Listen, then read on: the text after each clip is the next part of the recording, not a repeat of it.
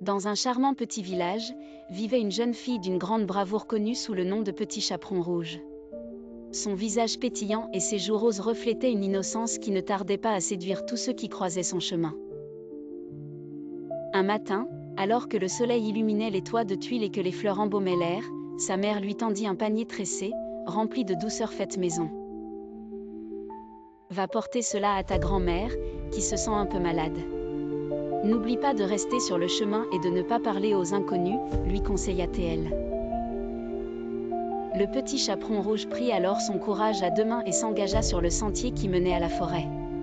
La verdure dense des arbres et les rayons de soleil filtrant à travers le feuillage créaient une atmosphère magique, mais aussi mystérieuse. Chanter lui parut naturel, et son cœur léger l'amena à ignorer les dangers qui pouvaient se cacher dans l'ombre. Pourtant, de sombres yeux brillants l'observaient, avides de l'innocence qui émanait de cette fillette insouciante. Soudain, un grand loup gris surgit des sous-bois, son sourire rusé trahissant ses intentions. « Où vas-tu, petit chaperon rouge » demanda-t-il avec une voix douce mais perfide. Naïve, elle lui répondit sans hésitation, lui révélant sa destination. Le loup, intrigué par cette opportunité, commença à élaborer un plan sournois. Pourquoi ne pas prendre un raccourci pour arriver avant elle, pensa-t-il, avant de s'éclipser dans une direction opposée, laissant derrière lui une petite fille inconsciente du danger.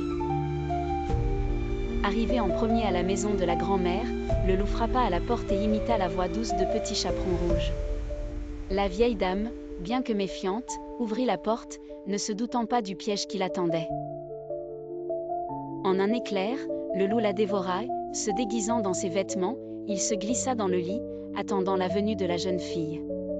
La maison, d'apparence si accueillante, cachait désormais un sinistre secret derrière ses murs. Quand Petit Chaperon Rouge entra dans la maison, elle sentit quelque chose d'étrange dans l'air, mais son esprit insouciant ne lui permit pas de s'arrêter. En s'approchant du lit, elle aperçut sa grand-mère, mais une série de questions lui brûlaient les lèvres. « Grand-mère, comme vous avez de grands yeux » s'étonna-t-elle. Le loup, feignant la douceur, répondit « C'est pour mieux te voir, mon enfant. » La tension monta d'un cran alors que la fillette continuait à poser des questions. Elle se rapprochait de la vérité, jusqu'à ce que le loup dévoile ses terribles crocs, prêt à bondir sur sa proie.